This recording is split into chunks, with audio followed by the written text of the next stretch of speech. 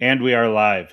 So tonight I'm coming in with ArthurInCali, and he's going to be talking to us about what it means for a potential, and I stress the word potential, collapse here in the US, what that would look like, what the effects are going to be.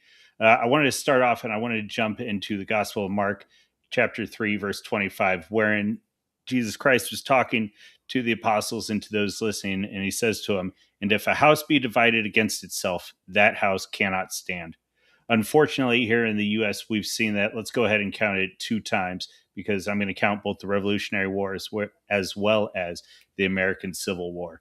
The American Civil War being the most existential for us. And for those listening, we call it the American Civil War, but it's a bit of a misnomer because, frankly, and we'll dig into this tonight, but I think Civil War is expressing two separate factions that are vying for power, which we may or may not see in the future. But the quote unquote American Civil War, that wasn't the issue. It was an issue of secession, which again we'll be focused on tonight. The only other real issue is this isn't a joke. It's not something that we get to laugh about. It's not something that we get to hope for.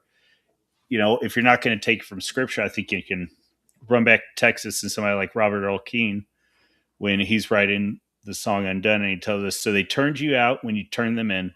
They told you don't come back again. Now the years stack up like old beer cans, dead end jobs, payment plans, broke down trucks, welfare checks, child support, and backseat sex.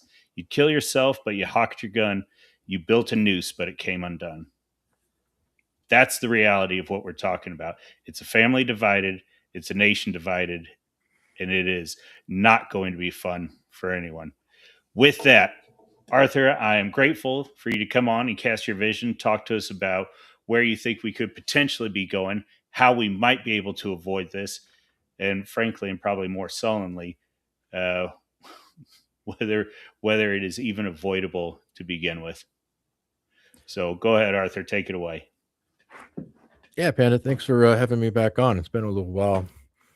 You know, the idea of American balkanization and separate nation states, as you stated in your introduction, it's not something it's not a joke anymore. I can recall many times, of course, as a native Texan, we were always proud of saying how we could be our own country. But it was said in jest. You know, it was a bit of it's a lark. And as current events show, and as more and more things start coming up in the news, it's feeling a lot more real and possible. And I think far too many don't take it seriously.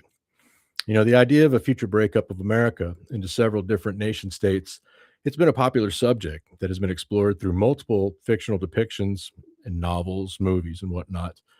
You know, whether it's a result of catastrophic war or irreconcilable political differences, the imagined outcomes, you know, it gives audiences a vision of the balkanized America.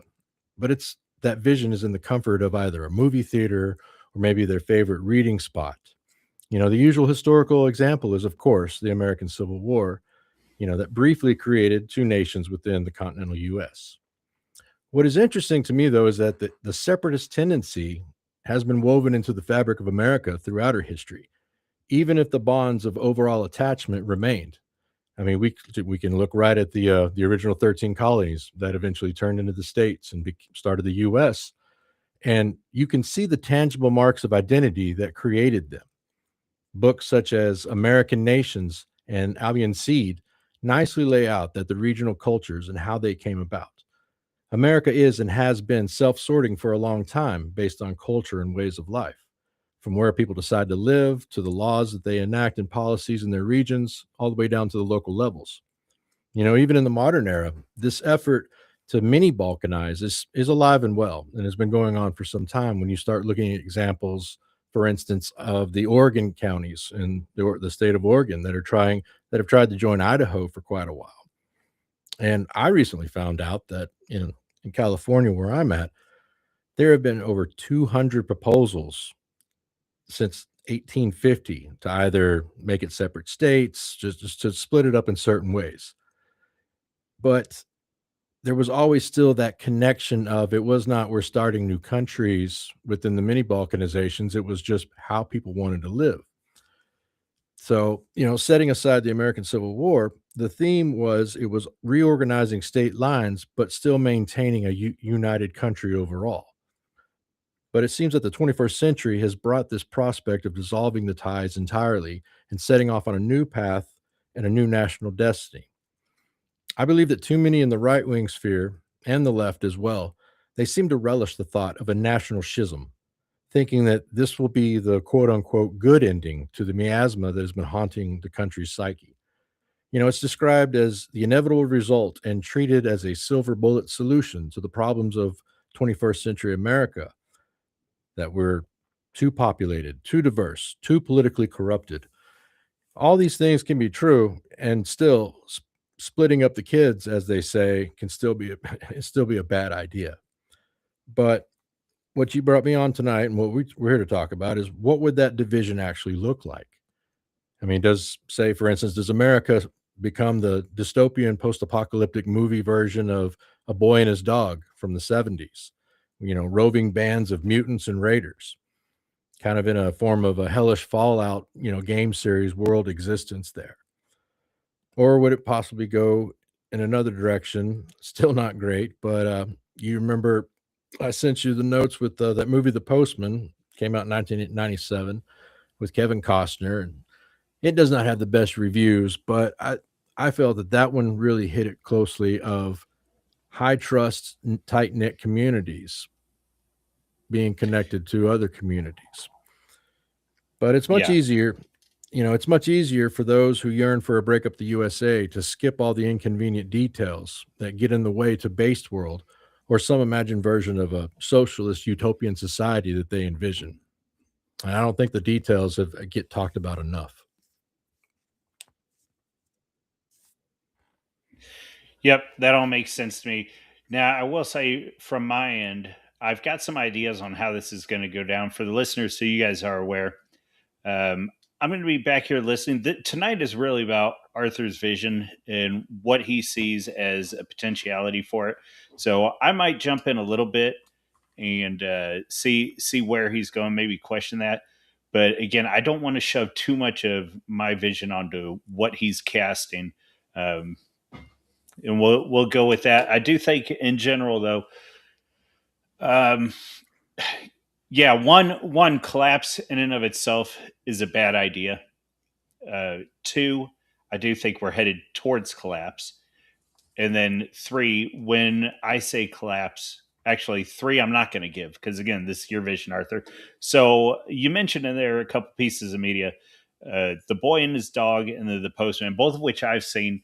The postman was I think yes, out of the different pieces of media I've seen, that one, and believe it or not, Civil War maybe, Civil War 2, that one as well. But the Civil War that came out in 2024, I think all of those post potential visions. Whereas the boy and his dog, if you guys haven't seen it, is just a fun ride, and make sure you stay all the way to the credits if you're going to watch it. Holy crap, that was a movie. I'm not saying you should. I mean, it was, but out of all the Civil War movies I'm aware of, that one's probably the most fun. But and the Postman caught me off guard with its a joyful cucking premise. Anyways, that I was not expecting that. Yeah, with the postman in itself, there are many elements that I kind of throw out. I'm only looking at strictly, focusing in on the tight knit communities that are working Yeah. together.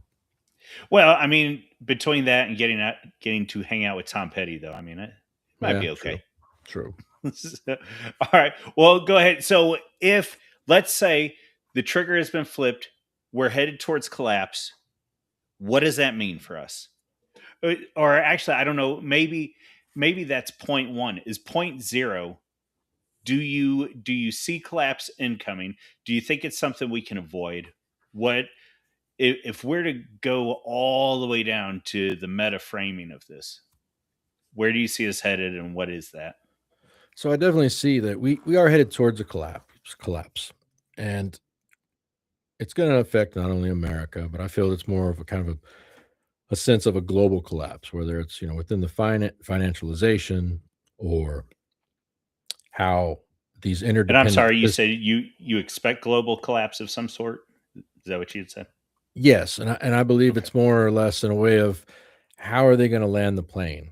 And so once again, our subject tonight, American balkanization, that is but one option. I still believe there is a way to keep it all together, but it's going to be tricky, like I said, to land that plane for sure. But the writing is on the wall. There's a lot of things I see that I agree with entirely on a personal level. The kind of moving back towards spheres of influence. Uh, that's kind of a whole different topic on a different show, but it is a part. It is a factor in there that people are starting to move closer together, and at the core of it, identity is starting to rise. The 21st century to me is all going to be about the question of identity. Who is who? What makes you who that is, and how important that becomes. But looking over, and like I told you before we came on the show, I'm doing a companion essay on this, and I'm not even 20% into it, and I'm over 2,000 words. So there's going to be a couple of things that we go over tonight just to keep it kind of tight. Is I'm going to try not to get into the weeds too much on it because this could become a Ken Burns style documentary because there's so many avenues you can go down. But for me, the big thing on what could cause the separation really comes down to three major factors. And if you have it available, I did a very scientific poll on Twitter X. If you'd like to throw that one up, and it feels that many other people, this is on their minds, just how things are going, and if it could possibly be the best thing for us to separate into many nation states across this continent. But it really comes down to just three major factors, and they sound Johnny obvious, on their face, but as you kind of really dig down into it, you kind of start seeing within the chili mac, as you put. I like that too. Instead of tea leaves, reading the chili mac of how this could come about. And See, I knew some folks would get that reference. yeah, but of course, extreme political and ideological polarization. What else is new? That has been coming on for decades. We can look back to, for instance, Nixon's reelection. You look at that map of him getting essentially, if I recall correctly, 48 out of 50 states, something crazy like that. And we've looked at our elections that being a Democrat or Republican, it's become more of the identity. But it's so much more than just, a tax policy, or so much more than just, well, we believe this, you believe that. That's okay. Live and let live. No, it's become, once again, identity. That's who you are. That is your team, right or wrong. And so the hyperpolarization that's going on, it's turning issues into existential crises. I mean, for instance, illegal immigration in the news, been in the news for quite some time, but to pretend and have a pretense that, well, this just came up because of, for instance, Trump got elected. And now it's a big deal. It's like, no, no, some of us who've been around for a while, this has been a problem for decades. And there's been attempts to solve it. There have been, state ballots that citizens have voted on to say we want this way, and it's been struck down in the courts. And so many of our legitimate avenues of the quote unquote liberal democracy process have been thwarted at every turn when the people want it. And in a way, illegal immigration is becoming our issue of slavery because there is no middle ground there. You're either totally for everyone being here. Everyone's an American. If they're not on our shores, then they're just a future American, not yet here. Uh, the ideas of saying, America, it's just an idea. That's all it is. But then, of course, the paradox of that is they don't even follow the tenets of what they say on that. Because if America is an idea, well, you can get rid of people who don't believe in those ideas. If you want to keep on saying this is a propositional nation and everyone in the globe that's not here is just a future American, that's not going to work out.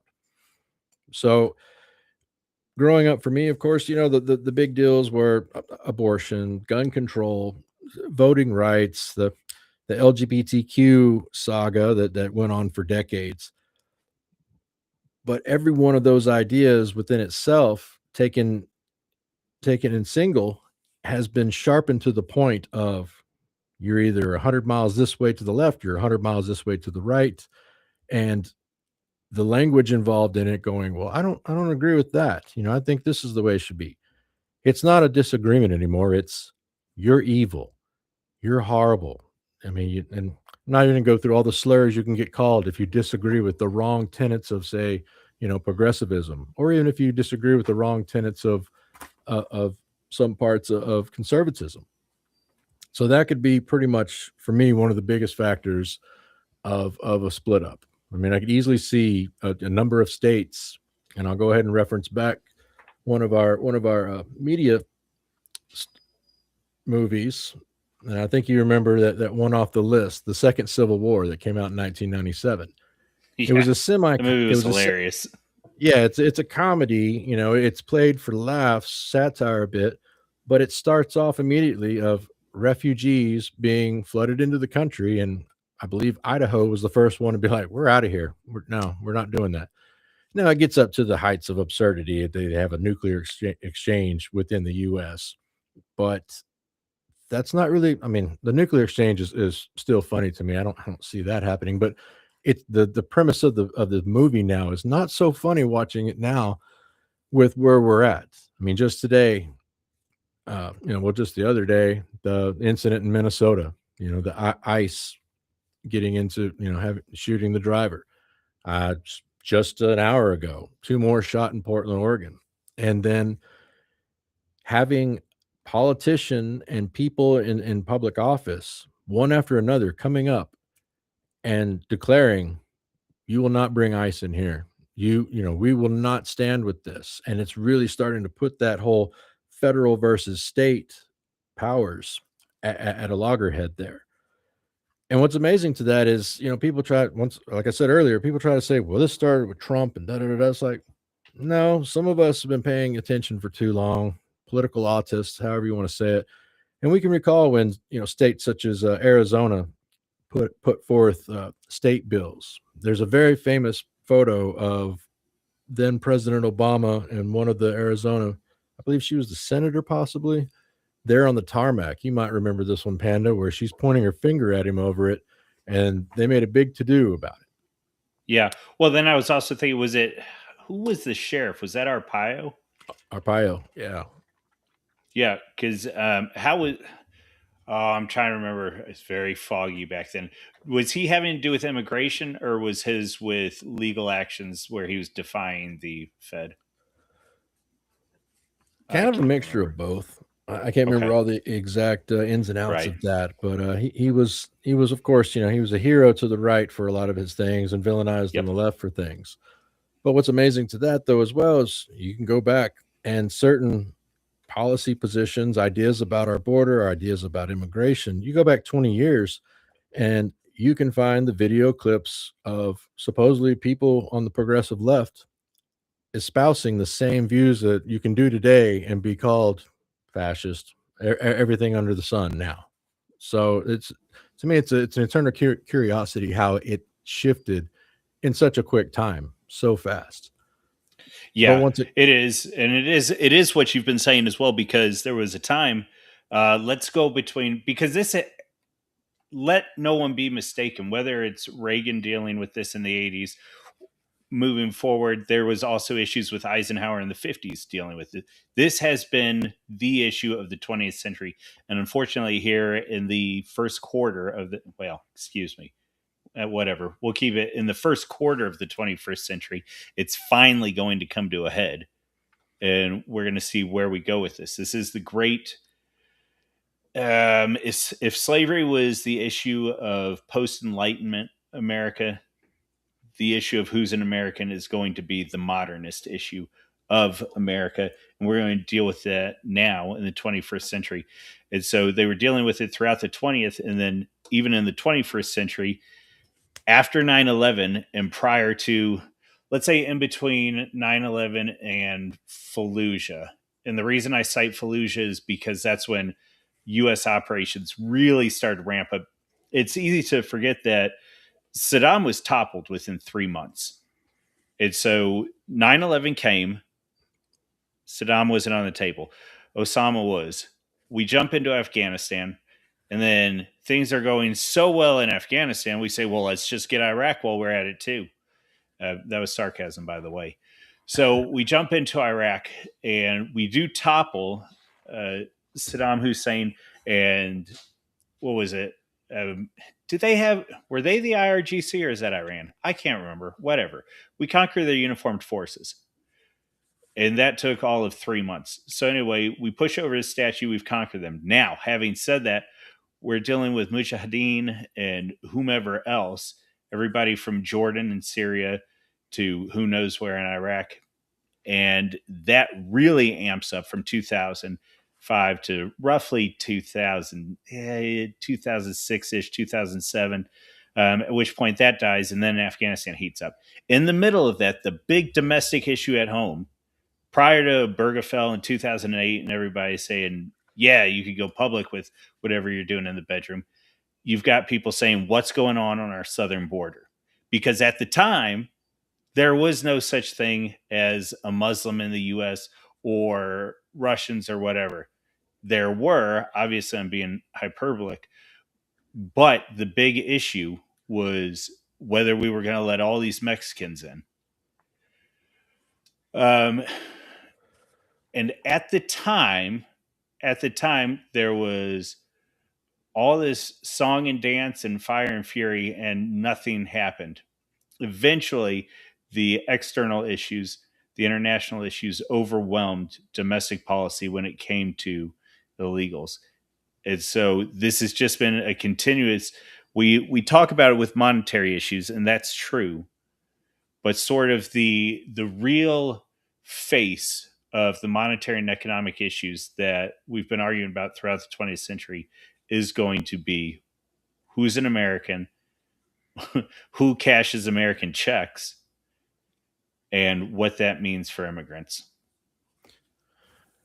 No, definitely, and more to that point as well is not only with the polarization on the political level, on the political cultural level as well, because as you state, going back to Eisenhower, this has been a simmering issue. It has been going on for a while, and things that have turbocharged it in a bit is us not even being able to say who an American is anymore. You look back to our popular culture from a few decades back and how it was uplifting the American heroes, and the ethos of westerns were a staple. Western television shows, Western movies, uh, movies about American figures within history, and that just slowly starts getting kind of pushed to the side. There was even it's called the Rural Purge. There was an event in the 70s where one of the major stations, because back then, of course, you only had three TV stations. One of the major stations pretty much canceled every single quote unquote rural centric type programming, family programming such as Green Acres and Beverly Hillbillies, all down the row. And the only reason they did that, they were still popular shows. They were still hitting the top 20 in the Nelson ratings, etc, but they were considered by the executives at the time just too corny, not enough grittiness. We want hard hitting, crime dramas. We want more of a focus on the urban area. We want the urban life.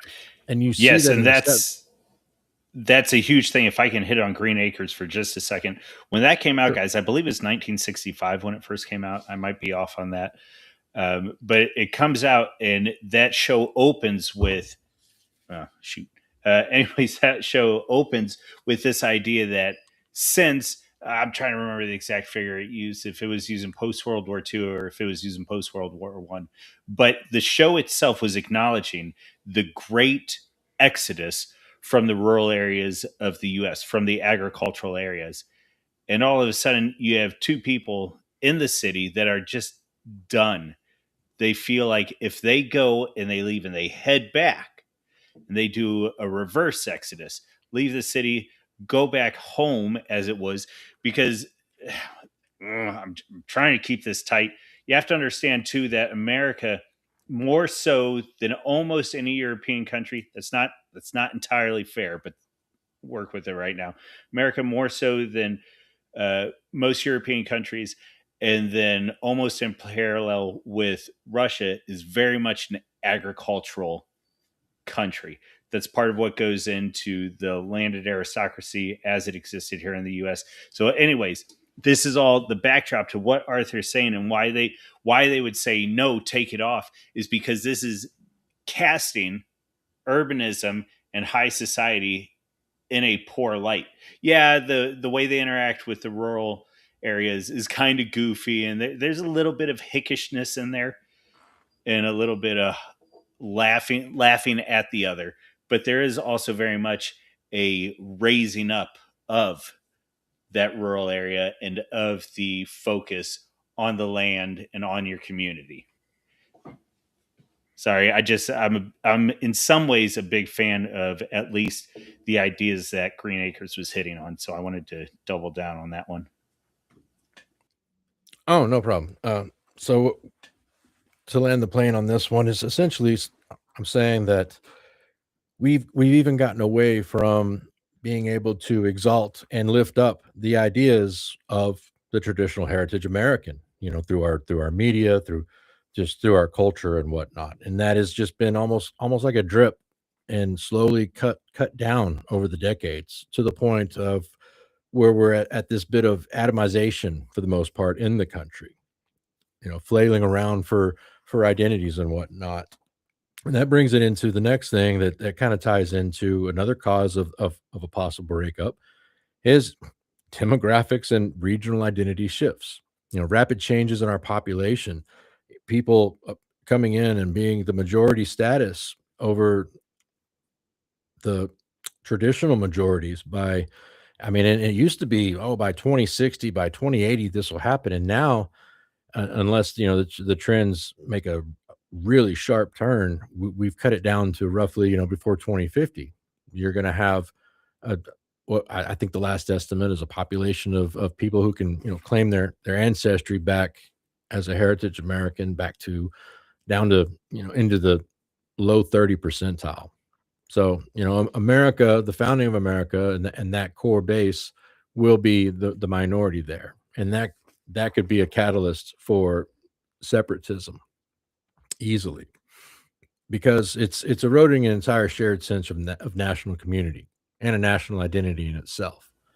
And Here's an interesting one for you in regards to all this. So Wit jumps in and he says, "I was never subject to the influence of westerns growing up, having been properly raised as a deracinated Seattle suburbanite.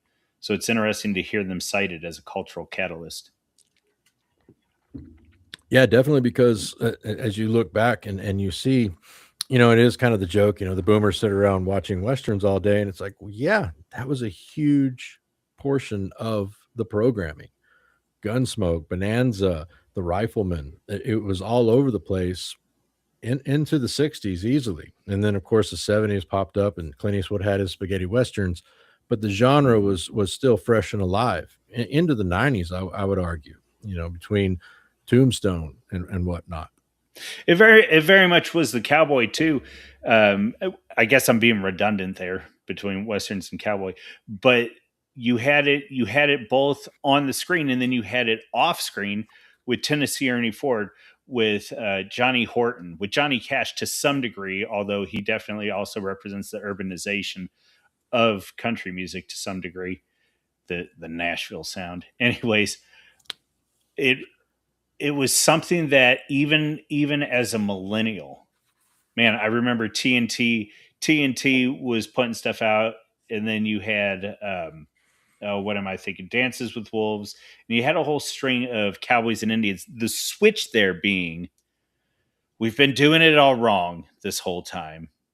They were always the good guy, and the white man was always that dastardly conniving devil.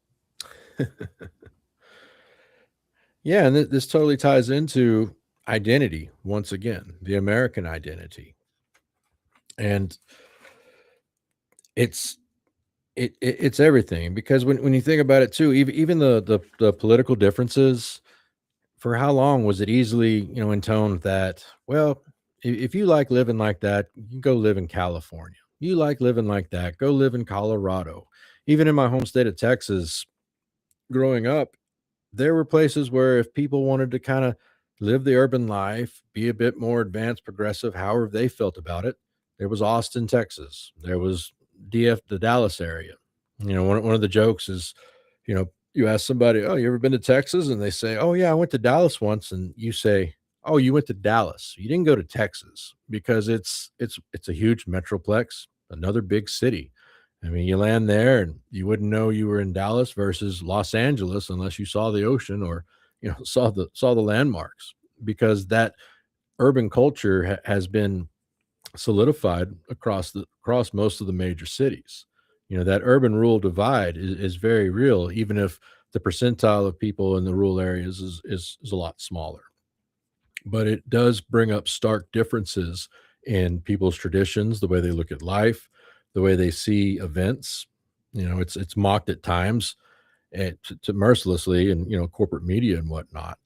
But at the same time, there is the differences there. And I think the final thing that could really, and it does tie really, all three of these causes that I bring up. I'm only bringing up three causes. We could pontificate all night long once again on what could cause the breakups. So we're really trying to just streamline it to, the political polarizations, illegal immigration, demographic change, and the last one is the crisis of legitimacy.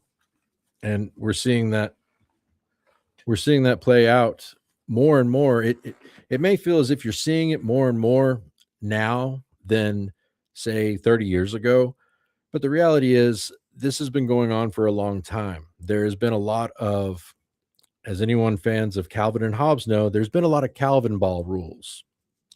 Calvin ball was where, Calvin and Hobbes, the tiger, where the rules were made up as you go along, essentially, but they were codified because, well, that's in the rule book now.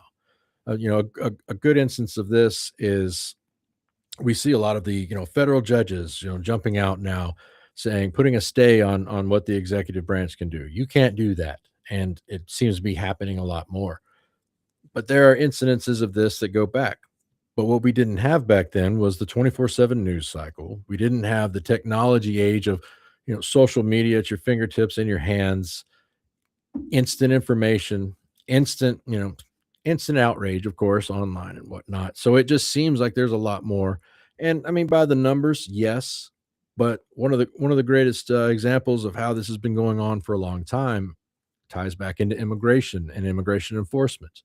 You can go back to the 70s in Tyler, Texas, the school district, for instance. They noticed a huge influx of illegal immigrant kids coming into the schools. And it was, of course, uh, putting pressure on the tax base, pressure on resources, because despite the magical idea that, we have finite resources and we can pay for everything and there's something for everyone, that's just not true. Cuts have to be made here and there. So they made an ordinance there, a law that, yeah, you can still come to school. You can send your kids to school, but if they don't have citizenship, if they can't prove that or legal residence, then they need to pay a form of tuition. And it wasn't even an insane amount of money, but it was something at least to say, hey, you're helping pay for these community resources. And it ended up going to the Supreme Court. It was called Plyler versus Doe, and it was struck down saying that it is a constitutional right, irregardless of your status, whether you're a citizen or not, that everybody has a right to an education. So that was codified in as a new constitutional right, just as it did in the 60s when voting, you actually had to be able to read English, speak it at least semi competently. That was struck down. There was a case brought up against in New York State, and it's one of the most striking quotes from a Supreme Court justice, how he said, not being able to speak, I'm paraphrasing, but not being able to speak the language or read it should not be an impediment to the franchise of voting. Because once again, my sacred democracy, the process is sacrosanct and everyone should be able to do it. I'm surprised we don't have people voting from China by now in our elections. Actually, we probably do. But anyway, that's a whole nother thing. But you even saw it in the Well, 90s. and that's part of the issue too, right? Like what we're doing in this stream is we're citing the issues, but we're not outlining the issues. We're not really explaining the issues. we're sort of taking them for granted. But having said that, public schooling is so easy to make the argument on, because if a person can't read or write in English and they don't even converse in English, is that not going to hurt the population of native born students? Is that not going to hurt the population of ancestral students in those areas? And the reason we're focusing on the ancestral students is because it all leads to voting. This, well, never mind. I was going to say something rather drastic and I won't. Well, yeah, but to tie a bow on it, that gets struck down. So everyone here has to be accepted into the school, irregardless. And that all kind of has cascaded into, well, we've got to have the ESL training. So we need more money, more taxes for that to help out these students who can't help. It's California. They even came up, they had Prop 187 in the early 90s.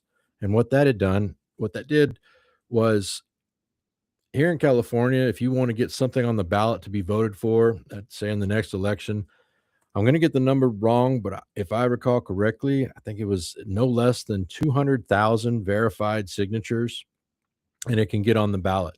And Prop 187 essentially said that if you were not a citizen, you're not allowed to utilize the hospitals. Now, there were exceptions, of course. You're in a car wreck and you're here illegally and it's life threatening. They're going to treat you. But it went down the line of essentially no more social services, no more uh, things getting paid from the California taxpayers' dime. And it got passed by over 60+% of Californians just a little over 30 years ago. I mean, I tell people that, and they can't even imagine. They're going, "Wait a minute, California voted to, strip all that out, but nowadays they're spending $1 billion plus a month on Medi-Cal, which is the version of Medicaid for illegal immigrants." I said, "Yeah, this was forced upon the population." Now that Prop 187, of course, since no one hardly knows of it, well, why don't you know of it? Because it went up to the Supreme State Court and it got struck down as unconstitutional, saying that immigration is a federal issue. Only at the federal level can it be controlled. And I can't be the only one who looks at the hilarity of that being ruled like that, the Arizona law being ruled like that. Yet we have sanctuary cities. Yet we have driver's license to illegal immigrants. There's a real kabuki theater about, if you need to say it's at the federal level, you can't do that, state. But then say right now, the feds saying, okay, well, we're coming in, with our immigration enforcement, and having these public figures standing up and saying, don't come to our city. You can't do this. You're a thug. You're Gestapo. Pick your derogatory adjective. It's fascist to enforce the laws on our books. And so it ties back into, how much more can this go on? Because that comes into the issue of legitimacy. What is legitimate right now? There is a real crisis of legitimacy within the governments as it's going, and more people keep looking to this. And I can't stress this enough. People keep thinking that it's a silver bullet option. It's just the easy button to say, all right, we're going to split up. We're going to make this into a couple of different nation states. I mean, I thought the hilarity of the Civil War movie from 2024 that came out, saying how there was, what was it? Texas and California made an Right. alliance. Yep. And then it was a wonky looking map, and Yes. they kind of explained it in the movie, but I could not see it in that Well, fashion. But it was just, a presentation. It was a fictional movie. yeah. What was so surprising to me is I had not seen it until this past week, and so I had assumed it was about the Civil War. The Civil War had nothing to do with it. The Civil War was the milieu of these journalists trying to get a story. So that caught me off guard. But then, like you said, nothing was explained really about it. I think I ended up reading a Wikipedia article or something explaining, oh, the president had taken a third term. Maybe that was included in some of the conversation in the movie, but I did not know why they were in a civil war or anything. And like you said, it was absurdity, and that raises another issue for me in the media that frames this and I'm not going to say addresses it. I'll leave it at frames it, because none of the media, I don't know if they don't take it seriously or if they're incapable of taking it seriously. Because whether it was that, whether it's Bushwick, whether it's even the second Civil War, frankly, the one from 1997, that HBO movie, it probably does the best job of framing the issues and some of the frustrations that are going to lead to a potential collapse or a likely collapse. But then it also shoehorns in, the big bad governor has his Mexican mistress. So, um, but yeah, that was a big thing for me between the media is I am unaware of, except for maybe, oh shoot, and I hesitate to mention this one because I might be off. Like I'm only part of the way through the book, but at the very least, it frames it within some sort of U.S. collapse, and that was give me just a moment. Uh, Arthur, say something. No dead air. No, yeah, I definitely hear you. And one thing I can say about the Civil War movie, though, that I did appreciate is how it didn't it didn't break it down into some sort of goofy Barney style easiness of, all right, well, here we made this movie in the 21st century. Here's your two sides, and did something lame like here's the South, here's the North, or something. No, they actually, they got creative with it. Florida Alliance, and then Texas and California, and then you had the Pacific Northwest, and then the loyalist states that seems kind of impractical to me, but they kind of just was a vein right through the middle of America. So I did like that they didn't kind of fall on an old trope of here's the two sides, this is it. So I really like that for Yeah. sure, because moving, how would it Well, actually real look quick, can like? you Oh, can you see the screen? Can you see what's up on the screen? I see King of Dogs, the novel, great book. Have you read that? I have started it. I have not finished it. Yes. So likewise. So I don't know. Several where am I headed? Sorry, got lost there for a second. Anyways, Christmas derailed my readings. So I ended up doing a bunch of seasonal readings over Christmas, and I'll be returning here to this one over the next week or so. But the backdrop for that is after the collapse. And one of the things that I found interesting about him in Civil War, the 2024 movie nearly got there. It nearly got there in that life just continues. The supply chains, as best as the merchants can manage, continue, and then life as best as the local communities can manage continues. And so I did appreciate that both in this book, and again, I'm not even halfway through yet, so I don't want to speak too much about it. But between this one and then Civil War 2024, I did like that particular aspect of it, because to show my hands, I do think collapse will be slow. That's a great point. I'm glad you said that, because I was going to kind of segue into that. That I was hoping it would be a good one. this would be this will be slow. It's not going to be, if it did happen. And once again, we're doing, of course, just thought experiment hypotheticals here, because nobody knows. So I'm sure there could be a comment or two from the audience of, no, it's not going to go like that, or yes, it'll go like that. These are our Right. opinions. I have to keep reminding people this is not quite for entertainment, but just straight stream of consciousness thought on it. But in my opinion, we're not going to wake up tomorrow. Let's say worst case scenario. Let's say that you have radical leftist groups in a number of cities pretty much declare war on the ICE groups that are there, mass casualties, et cetera, et cetera. You're not going to wake up the next day and, oh man, okay, I'm in a new nation now. It has happened, of course, in history, of people waking up and going, oh, the nation's gone. But I just don't see it like that. We're too big. We're still too spread out. For many of us that are, terminally online, follow this stuff to the T, keeping up to speed with it, it feels like things are moving fast. It always feels like things are happening. One of the greatest memes online, of course, that you see all the time is "We're so back, it's so over," or "Nothing ever happens."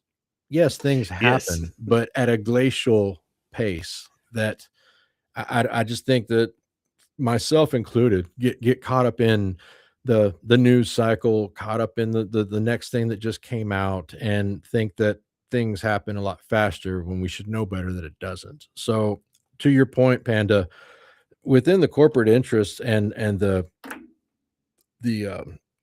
supply chains, they're going to keep running for quite some time. Now, there are a few things that, I guess, signs and indicators. We are seeing a lot more theft within the transportation. It just seems I can't get away from, and it's been going on for quite some time, but it just real feels like it's ramped up quite a bit. That opportunism to grab stuff off the rails, grab stuff off the trucks, it's starting to pick up at a faster pace. Now, in the build up to a collapse, I definitely see there would be more armored transports for sure. That'll be something interesting. It's constantly hilarious what we were promised not that long ago of these, autonomous robots going down the street. You can get a meal from them, or they're going to come to the door and give you the mail, and then a video inevitably pops out of, a group of people beating one in the street and taking everything out of it. That's just those things are for a high trust society, and by and large, we are beyond that in a lot of parts of the nation. It's turned into pockets of high trust. Things that you just expect just not that long ago are not the norm anymore. And so you will still have the logistics there, and transportation and things getting to the stores. But if there is a true separation, unless hypothetically, unless, let's say, it gets split into three groups, you got Pacific Northwest, Southwest, maybe parts of the South, parts of the North. Heck, we'll call it four nation states in the US now. Unless that is dealt with and delegated and talked amongst in agreements and negotiations. And I think there's a really good graphic I sent you of our highway system. Unless that is agreed upon beforehand, things are going to start things are going to stop. I mean, it's cliche. The what is it? The 9 mills from anarchy, and our civilization is fragile. And then, like I said, too many people who, I don't want to be derogatory and say the LARPers for the accelerationists or whatever, but the people who think it's going to be just great if this happens, and the sooner the better, not realizing, looking at, as I said, as we started this, those, inconvenient details of, okay, well, what about this? And one of the So biggest, if you'll allow me to jump in for just a second, for anybody who's not aware, uh, there's a particular reason I had Arthur on tonight to talk about this and to cast his vision, and that's one because of his general content output. I'm a fan of, but then also his history with the military. He brings to it a logistical mind and a logistical analysis that isn't always present, particularly for those people who haven't, at the very least, haven't put a lot of time into studying the tactics and the history. And frankly, more so, I think there is something to having operated in a military capacity that aids a person to be able to slow down and consider this from separate angles. And frankly, angles that aren't the most panicking and aren't the most intense or kinetic. So, also moving on past that, you had mentioned quartering the nation. Was that just for an example, or was there a particular reason you were talking about it being quartered? onto the four parts. Yeah. Oh, no, I just put that up as my example, Okay. Okay. because I know the other graph and what we had worked with before we came on here today. That map you sent me, and it looked like it was eight sections of the U.S., maybe more. I'm going, what? I don't know if it would. Yeah. It was 8 sections, and as I remember it, the original idea there was which of these sections would win in a fight if these 8 sections went against each other, which frankly was kind of a silly question. And I also don't think it was the right question. Um, just never mind. I'm probably jumping into some of your analysis later. So yeah, go on because I don't want to jump the gun on some of that. Okay, so I was talking about. Sorry, remind me again. I was going on about the You were logistics. talking. Uh huh. Yeah, the highways, the shipping lines, and then what that would mean in the case of collapse. Yeah, yeah. So you have path one where in our hypothetical quadrant nation now, or four nations in one. Let's say they've all made agreements with one another. The Amazon warehouses are going to stay open, for instance. The currency issue, like they maybe possibly even agree to stay the same currency, which would totally make sense. There's no reason to have here's my Pacific Northwest bucks. Oh yeah, well here's my Cali Golden bucks, and yeah, that would make sense to me entirely. That if there is a split, there would be an agreement of currency to kind of remain to have a static thing remaining there, sort of like the EU with the euro in a way. And but let's say the semi good thing happens, the split up has happened, and everyone has agreed that okay, the WalMarts, for instance, there's over 600 plus WalMarts in America, so you already have that infrastructure there. But what if that all does collapse, though? I don't think too many people really think through the logic stream of, as I said earlier, the often quoted 9 meals from anarchy, because we do live in such a fragile civilization. It is truly fragile. I'll admit myself, if everything went to pot tomorrow, I don't know how well I could fare with it. Am I in a rural area? Yes. Do I have resources? Yes. But once again, I'm in a state of 40 million people with 10 million of them foreign born. Where is the national community? I have my neighbors, I have my trust group and circles and whatnot, but you're talking about mass immigrations on the scale of mass migrations. I'm sorry, on a scale just probably not seen since after World War II of people moving. Just for instance, the cities don't make their own groceries. The cities run off of everything coming in. So look at for instance, I mean, just real quick, not to go too far on this one, but Los Angeles, tens of millions of people within the entire county there. The food stops. Most will start migrating. Most will start moving. Most will start looking. They will be coming to the rural areas. That's something to keep in mind. Not even to get into the very fact of it being so stratified. In one of my essays, I mocked a New York Times roundtable that discussed the people moved to California for the cultural equality.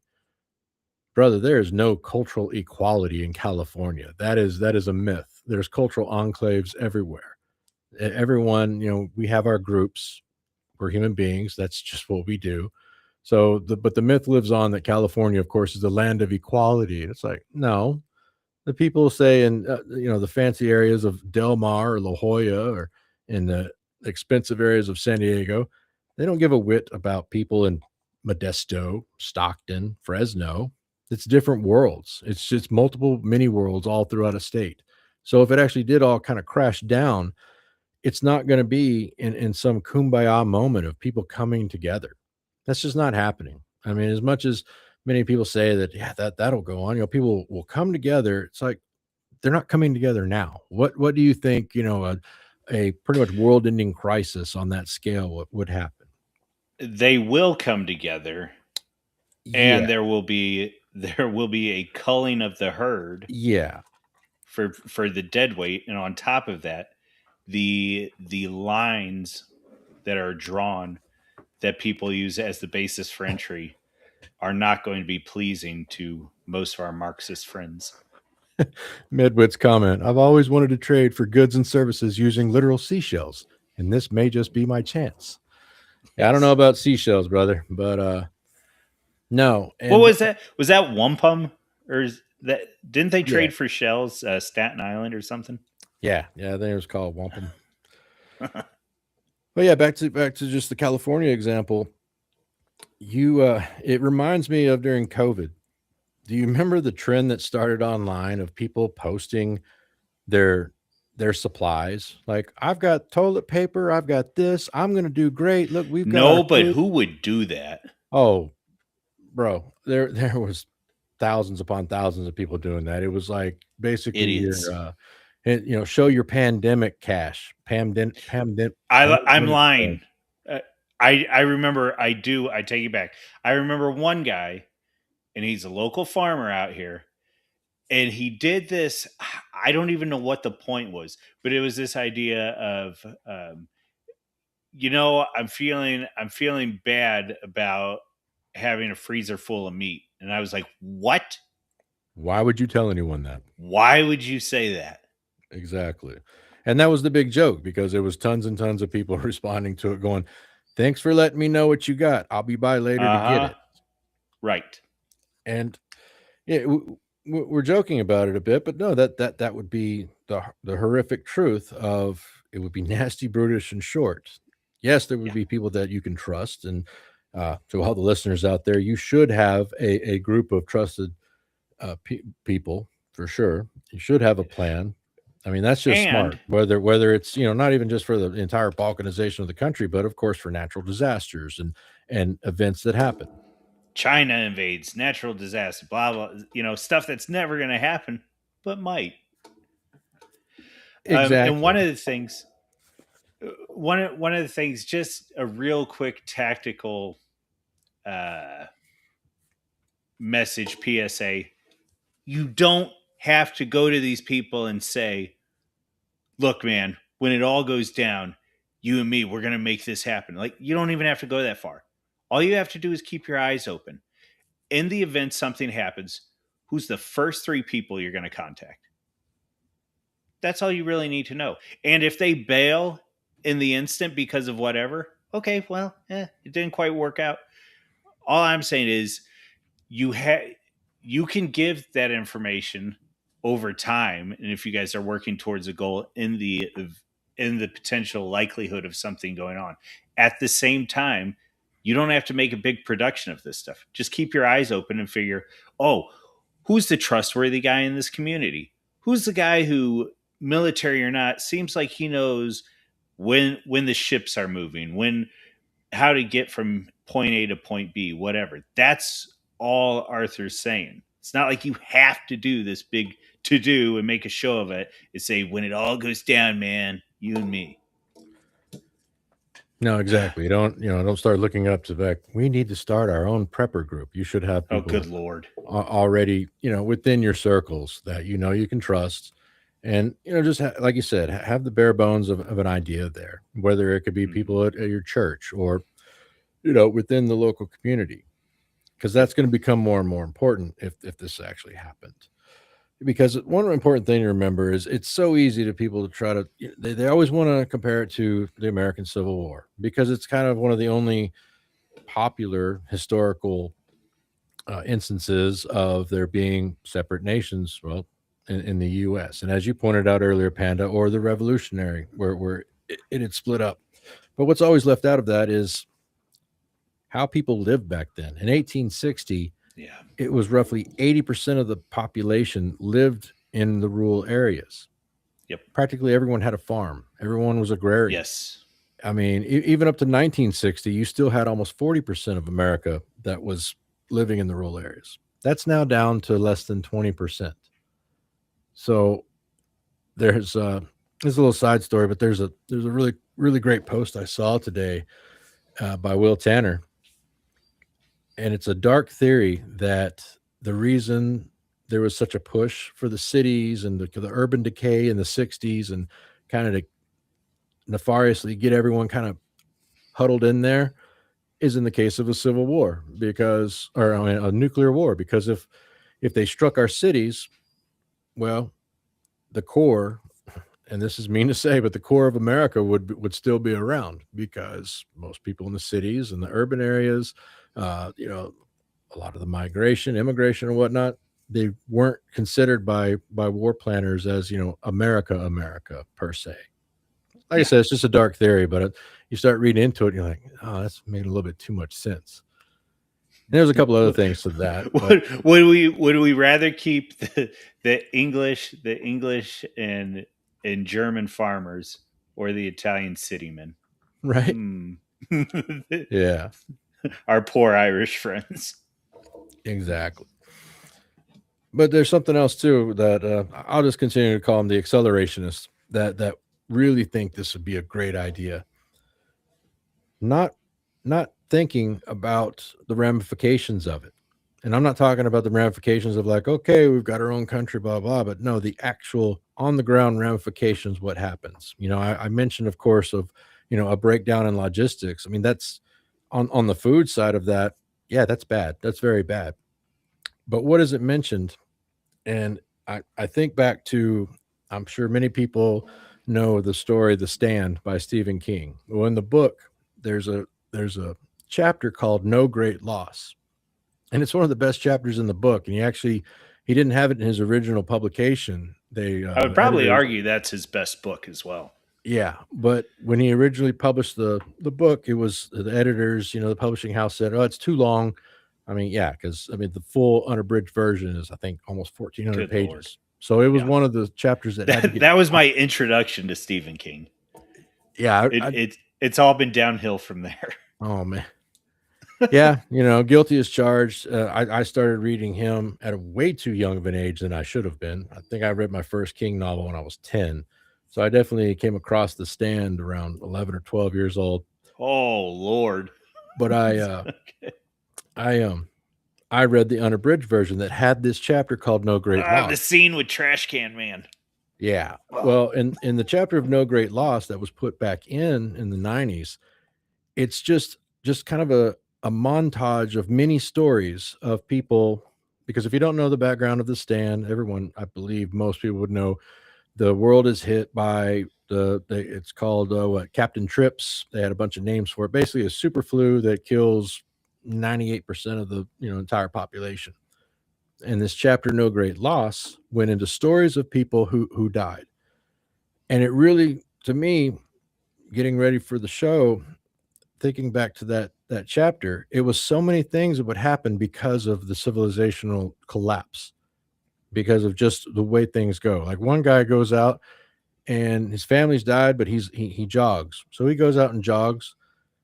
Well, one day he runs too long and has a heart attack on the sidewalk and just dies. There's no health care. There's no emergency services. Another lady in the story, she liked to swim every day. Her family's dead. She goes out to go for a swim in the lake. She gets out of the lake. She steps on a rusty nail or something like that, and she ends up getting gangrene and dies. Another girl has her family all in the, I guess they had a restaurant, but she has the entire family in a freezer, all their bodies, and goes down to see them, as kind of remembrance. Well, one day she doesn't put the door stop in there, and the freezer door shuts, and she dies. And I bring all that up because people don't think about, once again, going back to how fragile this civilization truly is and how interdependent these systems are. We have over estimated 20 to 30 million people in America that are dependent on something within the healthcare system. And you can go down the line. The easy one, of course, is type 1 diabetics. That insulin, that supply stops. Even the type 2s, you're going to have complications. You're going to have a lot of deaths from that within a year. Uh, I'm sure we've all known someone who had to get dialysis. That's another million plus people gone. And it goes down the line, with, you have people with transplants that have to take the immunity drugs to keep their body from rejecting the organs. You have people on so many other just long-term medications, whether it's for heart stuff, strokes, and it's not even just the old people. So I mean, some people that may be a bit harsh would say, well, it's a culling of the herd. It's like, well, you're still talking about a lot of kids, a lot of young people essentially dying over this idea of your separatist utopia. Yeah, and And this is nothing to do. We haven't even gotten to the idea of ethnic separation of right versus left. There's nothing in here about anything other than you were in the wrong place at the wrong time, and therefore you die. yeah, I mean, these are just living day to day life, and then normalcy stops. Just for on the medications field there, yeah, medications, boom, there you go. There's millions gone. But as that chapter of No Great Loss, think of all the other people of we live in a wonder society. I mean, you could get in a wreck. You're going to get picked up by the ambulance. You're going to go to the hospital. You're going to get treatment. All of these things that we take for granted right now. I think too many people, the accelerationists, almost feel like, well, it'll keep going in some form or fashion. It'll get figured out, and that's not even getting into the technological side of it either. How reliable are communications going to be at that time? How reliable are the cell towers going to be maintained just by magic? Let's look at the electric grids, clean water. I mean, just a century ago, what was one of the biggest causes of death in America? I believe was dysentery, pretty much diarrhea from drinking bad water, because the water treatment plants were not popped up all over the place like McDonald's. People have got to run that. So you just go down the line of all this infrastructure that people kind of just assume it's just going to keep going, not understanding how much of this stuff is maintained by faceless people who just diligently do their job every day. And you still expect for that just to continue on in the new West Coastistan, or whatever they want to call it, however they, divide up and names. These are real things that have to be considered. They are, and I don't think people understand how quickly, because of the increase in complexity within our infrastructure and systems over even the past 50 years, but certainly the past 100 years, the cascading effects of one of these parts falling out is going to be a big deal. I'm not saying that overnight we're going to be plowing with horses, but there's potentially a portion of the country that within a year will be plowing with horses. Now you're going to be stuck with a mule, Panda. But I hate mules. Did you know that? Was that over? I hate mules. yeah, no, you told me that a while back about the Okay. mules. Yeah, But I probably would want. Yeah.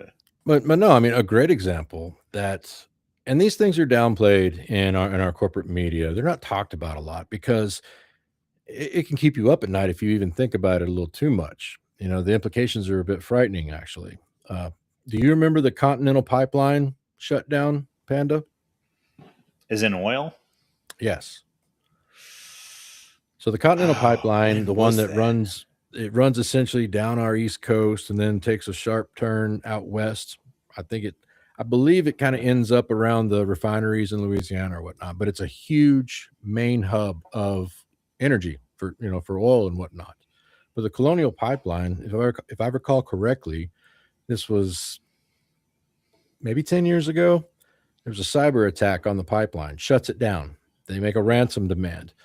And within the media, within the news, they were literally asking, like, the CEO or the manager in charge, going, "What do you mean that the computer shut down? Just send people out there to manually open it back up right now." And Right. he stated, and it was shocking even to me at the time to hear this. He stated that we don't have those people anymore. The guys that could do this, Yep. they retired. They're gone.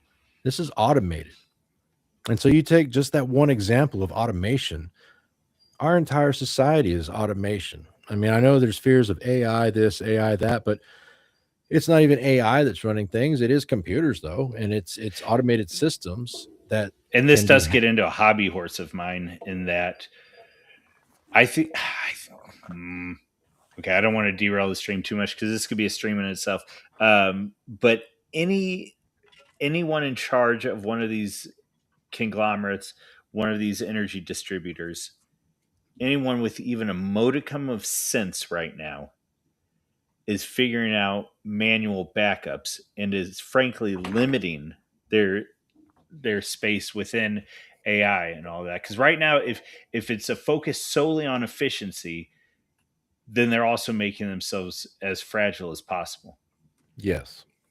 But if And they're willing to limit themselves, that's the smart way to do it. But I don't know if anybody is. Okay, so yeah, I don't want to derail too much on that, but Now, like I said, I'll land the plane on this one just to conclude it with I'm glad you brought up the character of the trash can man from The Stand. And for those who don't know, Trash Can Man was a very, very mentally damaged individual in the novel, and he just liked starting fires. He was doing it as a child, as an adult, and so when the collapse happened in the book and in the movies, he just goes to town. I think what he burns down Cleveland essentially, and so you can also imagine that in itself. All the people who will take the opportunity of the chaos to cause chaos. yes, You know, yes. I am not a blank slate theorist. I know people, there's bad people out there, with different abilities. And there's people who will just see, why let a crisis go to waste and just start doing things just to do them. And so, tying We in saw with tons of that in the Summer of Love. yeah, tie that in with the automation that we have on the scale that we have it at. Who's to say now they're the foreign adversaries we have? Oh, it's open season. Time to just start, cyber attacks on everything. And even if, say, you're in West Coastistan and you're trying to say to whatever adversary you find out who's doing it, it's like, why are you doing this? Because they can. Because America, once again, as much as we belly about it, we are stronger together as a unit because the the culling of the herd per se. If you start splitting it up, that's just going to bring in more opportunities, and that's where I was going to get into the foreign threats as a factor. And it's not so much, I mean, it's so easy to say, oh, yeah, China and Russia will take advantage of it. It doesn't even have to be them. Right now, there's pretty much a cold underground war going on in the Southwest between cartels and transnational gangs here.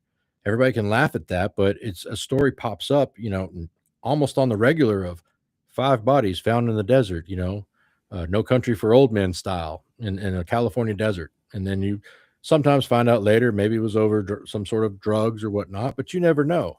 So who's to say that, you know, I keep going back to my example of, West Coastistan, but the Southwest there, who's to say that those groups don't start causing more chaos, start Oh, taking 100%. territory? Yeah, I'm thinking immediately that Fort Bliss is either it's either under siege. Well, okay, actually, let me not even go there. There is no potential for it. If law and order goes out the window, Fort Bliss is under siege until the point that it's resupplied and can go out and move to an offensive posture. Yeah. If if the cartels can overtake that area, they absolutely will. And the only thing you have standing in the way of that are the army bases in Texas, and then there's some other issues that you could potentially get into. That's a far stretch for Pendleton, but yeah. So I think that's a fantastic point that international can be right in our own backyard. Well, exactly. I mean, the popular movies, Sicario, that that is going on at this time. And Yeah. you don't even have to just say the cartels. I mean, there's plenty of other factions there. I mean, you have the Bay Area with the Chinese gangs. You have Los Angeles with I'm not going to name them all, but you have groups down there that are running things as well on a lower level. So this would be an excellent opportunity, a collapse, a separation, because it makes the world smaller. It puts them in touch with you even more, and you won't even realize it. Yeah. And do you still have the one of the graphs of the military bases for the U.S.? Let me see if I can If get you to could it. throw one of those up there, any of them You will work keep right talking, now. and I'm gonna try and get to it. That brings up the next thing. What happens with the military there? They get to pick sides as well. And so you imagine to yourself, you have lots of military assets in the form of the army bases, as Panda brought up, mostly along in the South, Texas, of course, Fort Hood, Fort, all the forts along there. So you have that stronghold. You also have, of course, the naval assets. What happens with those? We have carriers on both coasts, carriers overseas. What do they decide to do if this goes down? Where do their allegiances lie? Where do they decide to go with that? And to bring it back in and bring up, of course, the The popular baddies of China and Russia, what is their response? Do they try to make a run?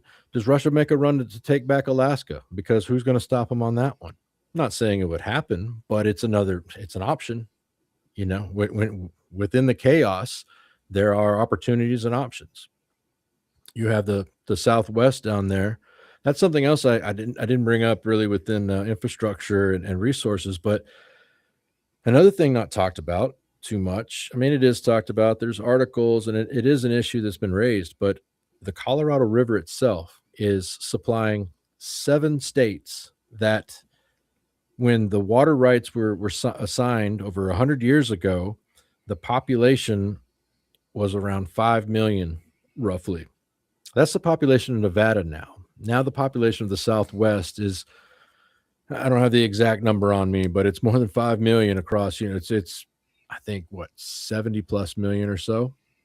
So who decides who gets the water from Colorado? Yeah. Who does? I mean, what arguments break out amongst? Because there's already legal, legitimate arguments Right. without violence between California, the state itself, and the other states So on the water right. here's something west of the Mississippi. We can get all pissy and laugh about those folks west of the Mississippi. I used to do this myself. When you find out that, oh, they're not even allowed to collect rainwater. Here's the issue with that, and here's why there is so much water law. They can't collect that because the the water table and the precipitation levels, the collection of rain has already been established. What happens is you have ranchers and communities that have been there for 150 plus years that are expecting to be able to receive this water at this point in the year. So already they're dealing with Mother Nature, and if she gets frisky with them, on top of that, if they're having people get into their water supply, you have this all throughout Montana, Wyoming, Colorado, and then even along the West Coast. You say, well, there's water. Yeah, it's saltwater, dingus. What we're talking about right now is freshwater. When you get into California, not all of those places have freshwater that they can get a hold of. So Arthur's hitting it. I want to put a point on that this is the brass tacks.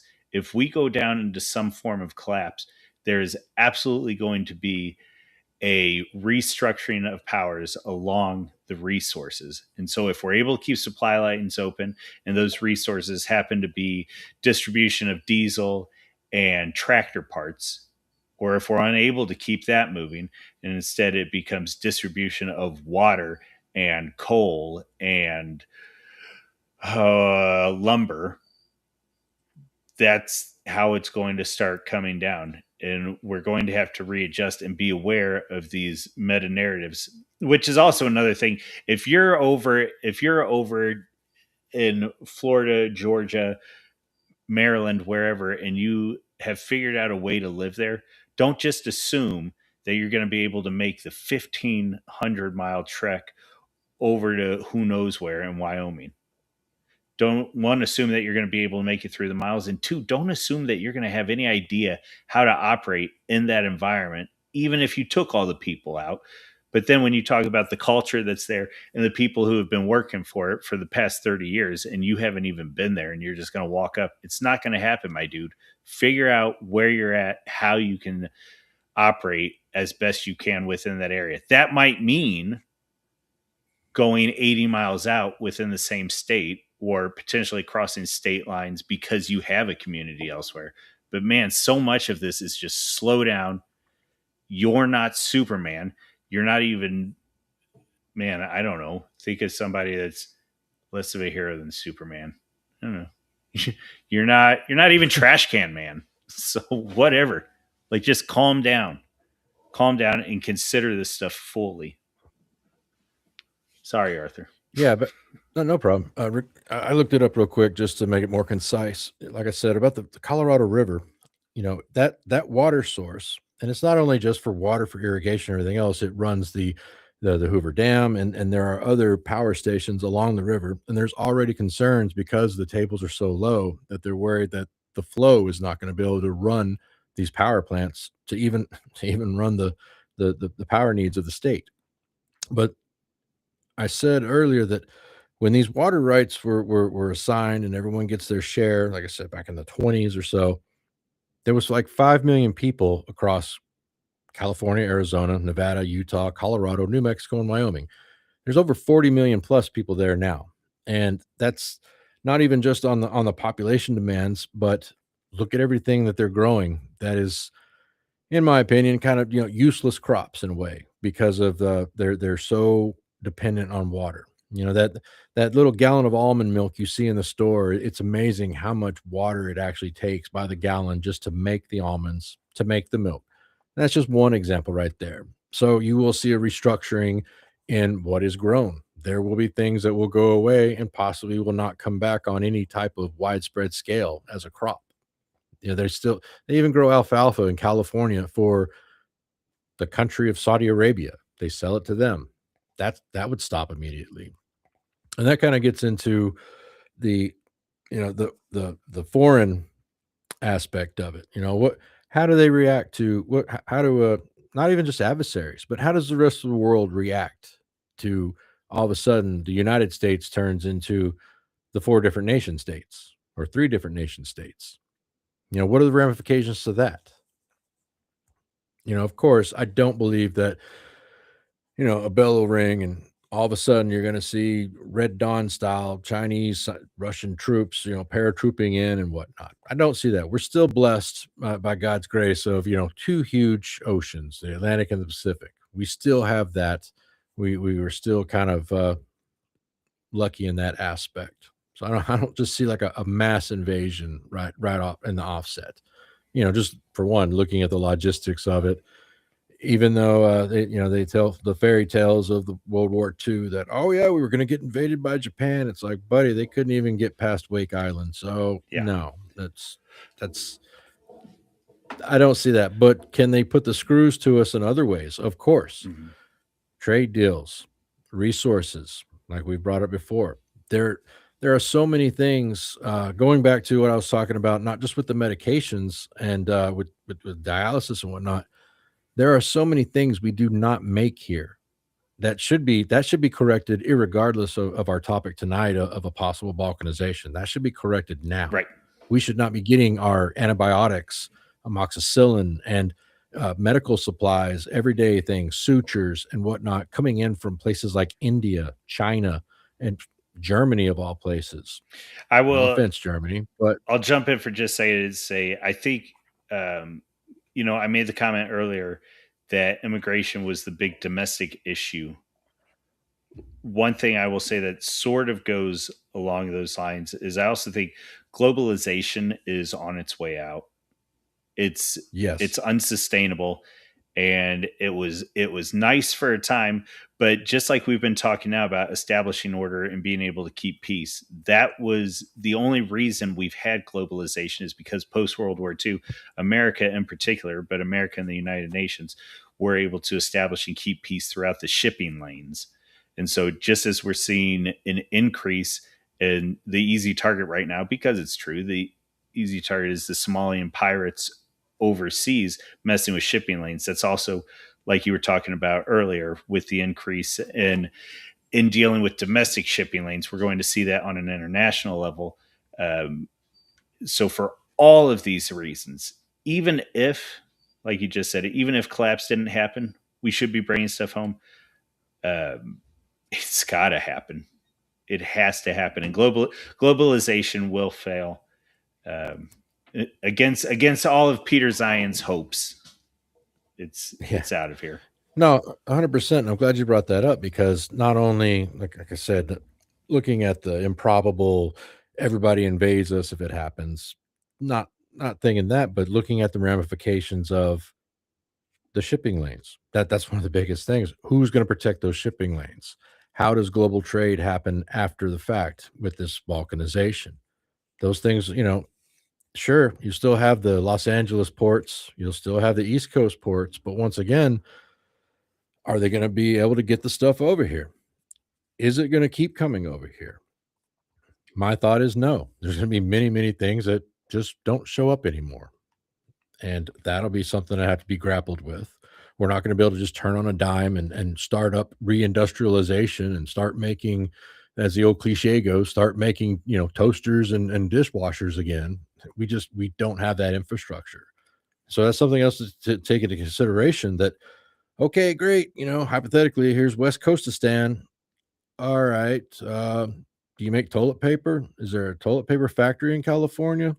I honestly don't know if there is or not. I meant to look that up. But point remains: what is made here? What's going to continue to be produced? How do these interdependent economies of, say, your Pacific Northwest, your East Coast, your Florida and Texas alliance? I mean, Texas in itself, not to go too far on that, but it is one of the few places in the US that does have its own, separate independent power grid. That's a plus. I think one of the other graphs I sent one of the maps is of the power plants. How would that get worked out? We got scared of nuclear allegedly, years back. Didn't go with the salt version of the reactor. Should have, but that's a whole nother topic. So the country's still going to need energy. And who's to say the trash can man's not just going to go around cutting wires for fun, setting things on fire?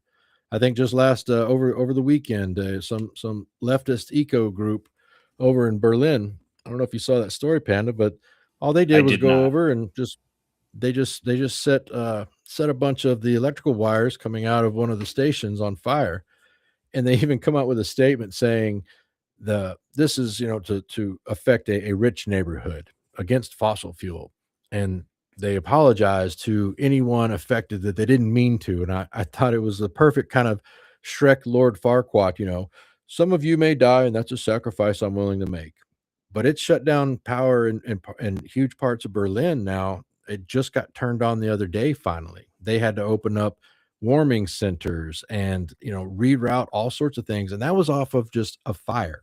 They just set a fire. So, it's not only us that have the fragility of civilization. It's gone global. You still see, and that's something else I was going to bring up about. Of course, within the U.S., you have your pockets of self sufficiency, and I think one of the biggest stark reminders of that is Hurricane Katrina in 2005. People were helpless because they had learned helplessness. We can get into the reasons why there was so many unprepared, but you see the reaction to that, to a natural disaster.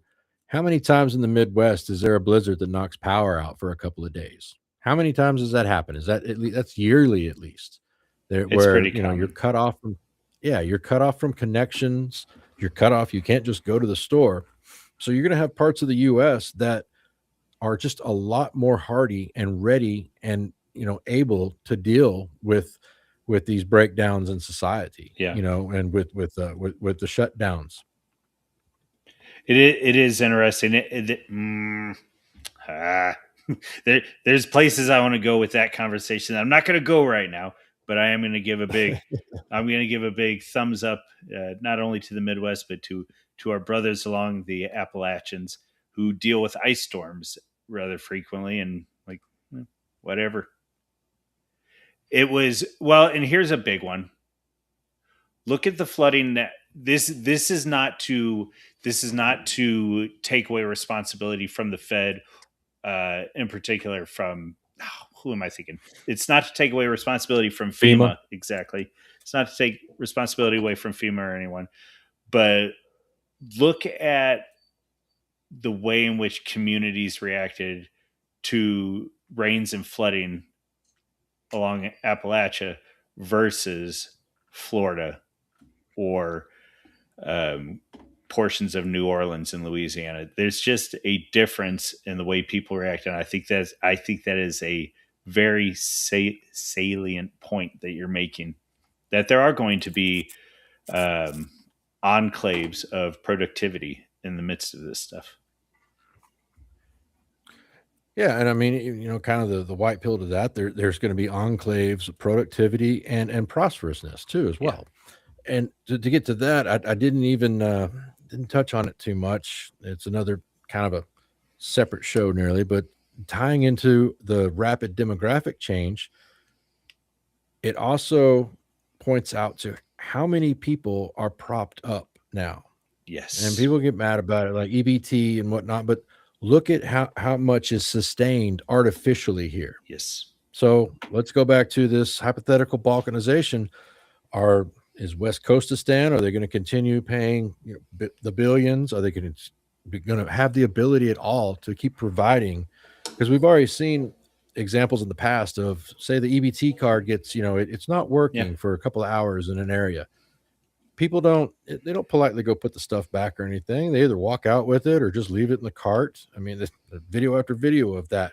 Or When look at nobody just is earlier paying this for year, Somali daycares, what is going to happen? right?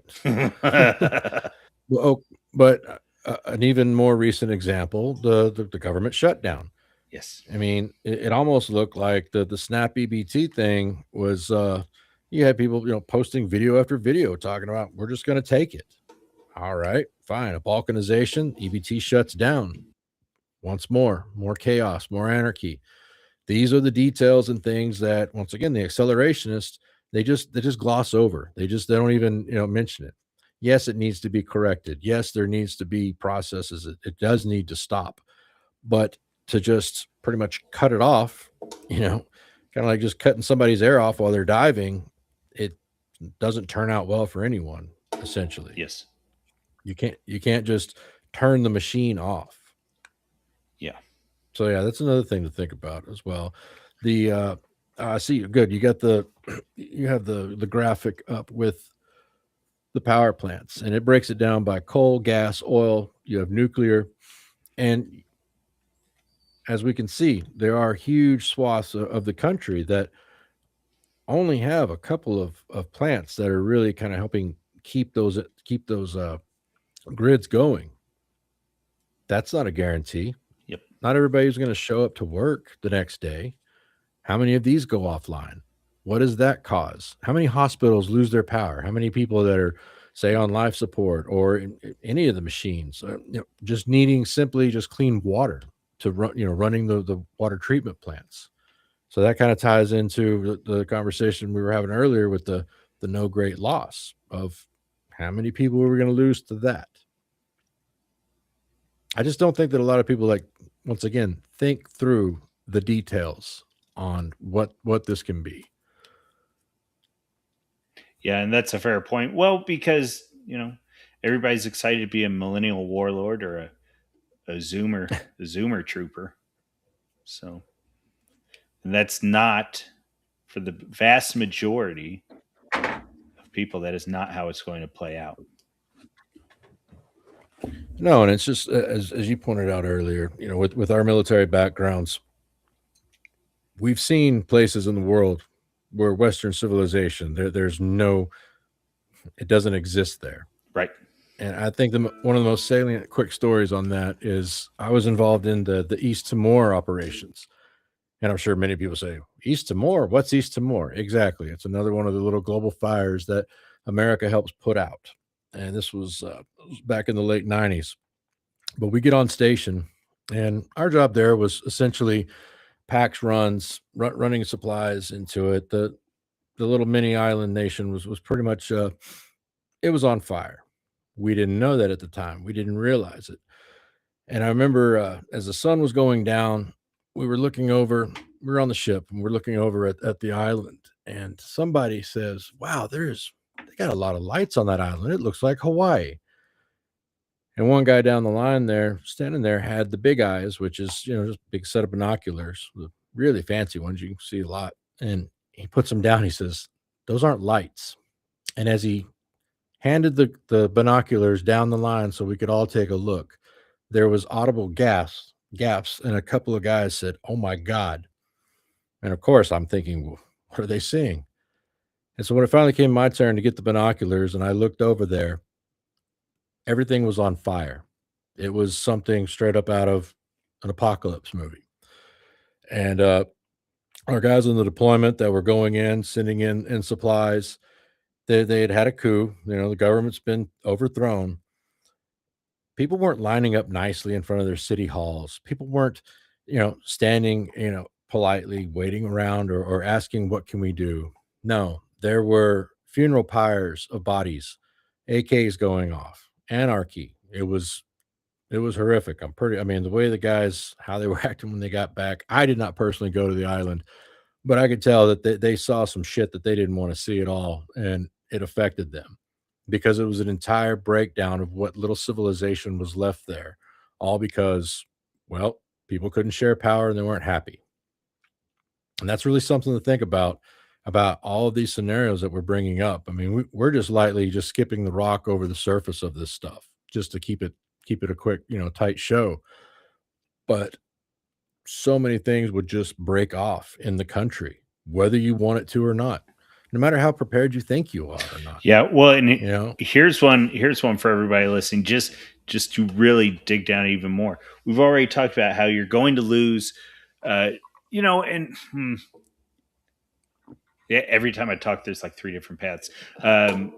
You're going to lose, at least for a time, as easy access to this stuff as you have right now. Like you already mentioned, Texas has its own independent power grid. That's intense. That's a huge, beautiful, big red bow they have on themselves. Also a target, but that's a separate issue. But let's get in just to agriculture in the U.S. We produce some of the greatest amounts of individual crops, and we do that through the use of fertilizers, through the use of special genetically modified crops. We do that through, again, a system that's built on top of a system. It's this increasing complexity. If this goes on, that access to not only pineapples coming internationally, but your daggum wheat or the corn that you've been feeding your pigs or whatever, you might not have access to. And so this is both a black pill in that, oh, it would be so terrible, but it's also a white pill in that, um, yes, there is an increase in complexity, but frankly, because it takes so much energy due to its complexity, I think that does circle back around to how you and I were talking about. It's going to be slow, which means don't just sit there and only play video games. Keep building in the meantime. But exactly. I mean, and to myself, it goes back to that, you know, plant for next year. I mean, I think the best phrase of it is, plant the crops for next year, but make sure you have the reserves, in the basement. Make sure that you have your yeah, supplies. Because one other thing on the agriculture, people don't know that there are businesses that go state to state bringing bees just to do pollinations. mm, It's not done naturally for the most part. right. How is that going to continue on? Is the beekeeper from Colorado going to, The take the drive to honey, go to California? a about 2/3 of the honey that I sell on my property does not come from the state in which I'm located. It comes from a fellow who runs his bees in the Midwest over the summer and then runs them down in Florida over the winter. And that exactly what you're saying. That is a type of production that is going to completely cease in this sort of an event.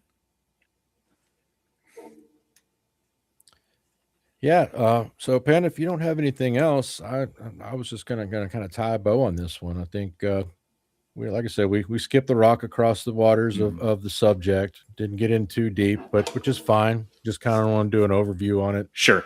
regardless.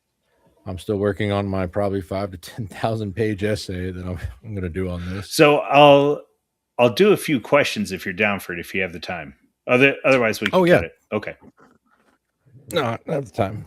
Okay. So the first one and the major one, we've talked a lot about collapse, and I also mentioned in the title balkanization. Do you see an actual balkanization occurring, either prior to collapse or post collapse, or do you think that's even in the cards for the U.S. over the next few decades? I think we're seeing it right now. Okay. I mean, I'll go ahead and give you the best example. It's no secret. I'm in California. That's my handle, but I'm from Texas originally.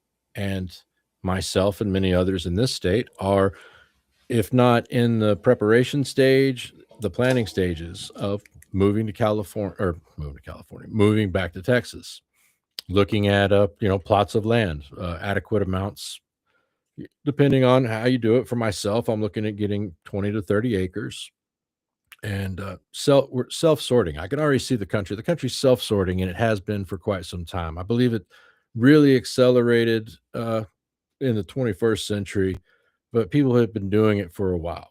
Because once again, America has always been in that mode of self-sorting for a long time, based on cultures, based on ways of life, but where the jobs are at. People have moved. But what you're seeing a lot more nowadays is people moving. They want to be around people that, well, put it one way, that look like them, talk like them, have a background, have the same values. And so I feel we have time. You're not going to, once again, wake up tomorrow and, oh, I live in West Coastistan now, or I live in the Florida Alliance. No, it's not going to happen that quickly or at all. There are off ramps to this, and whole other show on that one. But people are already self mini balkanizing. People are self sorting. People are getting in, getting where they fit in. At least I would call the smart ones. Yeah, so that's an interesting point. Do you think? Um, so I've always sort of talked about it being a soft balkanization, and that I have the expectation that now that you've gone through it, I'll show a little bit more of my hand. I have the expectation of a confederacy of states more so than an actual union of states, where I do think we'll have fewer states, but the individual units within the nation, excuse me, let me back up from that word, but within the country will have more power unto themselves, and that's where I'm headed towards the idea of a confederacy more than a union of states. But do you think there is a potential for something even less formal than that, where it is simply self-sorting, and by self-sorting, the country is able to focus more on external issues than the domestic issues? Or do you think there is going to the hand the hand of the nation is going to be forced when it comes to these domestic issues? Yeah, with that one, it could go so many different Okay. ways. I'll give one hypothesis. For instance, we look at right now the federal versus the state powers, and the metropolises versus the judiciaries and the executive branches and whatnot. We're kind of seeing that play out a bit. It's almost become a bit of a trope of, there's been so many Rubicon moments that it might as well be a set of hurdles that just haven't been jumped. So what I can definitely see, I mean, you can already see this, that for immigration, for instance, the way it's treated is very differently state to state. Could I see a bit of a dente on that? I could, yes. That might be the great compromise of, okay, for instance, Minnesota, you want to keep up all these people, you're not getting federal funds for that. Now, could that be the catalyst for something worse? Possibly. Or could it be some sort of a great compromise, per se, of like, all right, we'll take care of this? That could possibly be an off ramp to that, to those, to avoid those issues. And I kind of like how you say, confederacy of states. It almost feels in a way that we're in a bit of a situation like that now. Like I point out, the way, best example, immigration is treated in parts of, say, Texas or Missouri, are way different than it would be treated in parts of Colorado, California. It's almost a self sort by ideological ideas, Right. but it all requires money and it requires cooperation. Yes. So Abbott Grimfield, he jumped in and he said he's kind of looking for you to grab out of thin air the most likely black swan or set of black swans to cause or accelerate collapse. Is there anything you think that will just tip over the country into this sort of an idea? I mean, the easiest one on that would, of course, be the global financial system just dropping through the floor. Okay. Something we didn't even get into, actually, And just to lightly touch on it, as things start breaking down, you'll have people trying to take advantage of that from different groups that are not of the heritage variation of this country. But you'll also have a lot of people from those groups leaving, because the sad fact of it is our country is seen as just a global economic zone. It is an opportunistic area for many, many people from many places who had no intention of coming here to, be an American, appreciate America's history, heritage, her ways. It's the Bluetooth American, the guy you see, in the gas station that sells you your Monster and Zen. You don't say two words to him. He has no community Yep. connections there. It's where he Selling works, selling the where he. kratom while he's playing the music that drowns everything else out.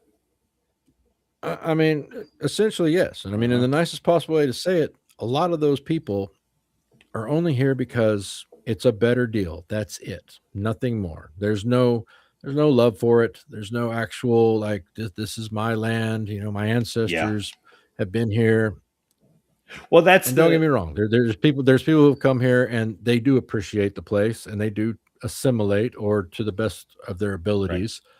But let's say, the black swan event, as he brings out, the global financial market just drops Hmm. and EBT doesn't work anymore. And all these other things that were just taken for granted are now The scarce various or the not operative. SBA loans, the various immigrant Yeah. programs. Yep. Well, but that's That happens. I was gonna say if that happens, then we might avoid the balkanization in itself entirely on strict broad lines there yes. of different states here and there. What you might see is actually people just leaving. The And as I like to say, you'll know who the Americans are if it all goes to hell, because they'll be the only ones left here because they don't right. have anywhere to go because this is their home. Yeah, and that's the interesting part is thinking that the the most white pill inducing event could be the Gibbs running out. And they will. They have to. And that's I get in trouble for being too optimistic on this. And of course, you have your black pillars, but there's a lot of things that I see Trump doing and the administration itself that gives me an idea that you have people there that see the writing on the wall. They know none of this can continue forever. They see the movements within the geopolitical sphere. This is a totally different show, but that we could go on about. But I'm saying they see what's coming. They see what's going to happen, and they're trying to make the moves right now to, as I've said a few times in the show, land the plane in the best way possible. It's going to be rough. There's going to be recession. We're coming up on so many projected, economic downturns that are just going to happen because of the factors that are there. The boomer age, the wealth transfers, the technology age. That balkanization is not the good ending at all whatsoever, in my opinion. But there's going to be some paradigm shifts within the next few decades, and like I said, not overnight, but quicker than we think. Yeah, absolutely. All right. Well, hey, this was very good. It was very dense, so I encourage everybody to go back, think about these things, give this another rewatch or so. On top of that, Arthur, where can they? What are some good sources where they can? It's a big subject. How do they start getting their heads wrapped around this? Who are some good voices to listen to as the country necessarily starts considering this with more gumption and gusto. Oh, you kind of put me on the spot on that one because I mean, I really obviously, don't you're give. one of the voices they should be listening to. Well, thank you. Yeah, but I really don't give out advice like you should listen to this person. I think that overall, I just say just what, and it sounds trite to say, read everything, look at everything, but just try to just read between the lines of he has the predictions exactly how it's going to go. It's kind of like the old joke. I can't remember the old analysts, but I think right after the Ukraine Russian thing kicked off, he was making prediction after prediction, and he was seen as the oracle, of Kiev. And and everything else, and every prediction he made, like none of it happened whatsoever. So it's kind of hard to say, well, yeah, you should definitely check in on this, and that's going to lead you Yes. on the correct path. But it's really just pay attention. Look at the markets, look at what's going up, what's going down, especially in commodities. Don't believe the hype on everything, especially in the housing market. I'm not a big believer that AI is going to take over everything, that we're going to all have a personal robot in 5 years. I don't buy it because human nature doesn't age. It hasn't aged in thousands of years. And it's just this utopia. I just see it as a pipe dream. Yeah, it's interesting. It's, I think, or maybe it's just me, but at the very least, I suffer from some form of bipolar between. It's terrible, but there's white pills all throughout it. Well, and And there is. There yeah, definitely is, because we also have to kind of, I guess, keep everything in perspective. Because you imagine to yourself, you're a young kid in Europe in 1946. Yeah, the world's over for you. It's horrible, and I'm sorry, like 1944. The world's horrible. It's never going to get better, and it got better. But you could even go back to, of course, into the ancient times and medieval times. I do find it a bit. I mean, yes, there are factors involved of technology and globalization and how the interconnectedness could take everybody out. But hey, so did the Black Plague. You know, we will we will endure, and depending on your personal beliefs. I happen to be a Christian, and I believe there is a plan that we win in the end. And so, you know, atheists say, "Oh, it's just dumb faith," and I'm like, "Well, you believe that the sun's going to rise every day, right? You have faith in many things as well. Faith is not just for the faithful, I guess. We have faith in a yeah, lot of things." very good, very good. All right, well, hey, do some shilling for your channel. Let people know how they can get a hold of you, and then yeah, this was good. I think we'll cut. Yeah, just thanks again, Panda, for having me on. Always enjoy talk conversations. You can find me over on Substack. I have essays, but also I have a couple other conversations that I've done on a few other podcasts. I try to write about everything. I mean, a lot of it, of course, is politics and culture, but pretty much everything. Something that interests me, then I just start writing. And you can also find me on X at Arthur Returns. I post way too much. Who doesn't? Yeah, that's Yep. all I got. So Arthur's info should be in the description. I will double check that tonight, and you'll be able to find his information there, especially for X. You can find me on X at, excuse me, the at WanderMrPanda. Having said all that, this was a very enjoyable stream. This was super dense. I love this stuff, and thank you for all the watchers. And we'll talk with you all later.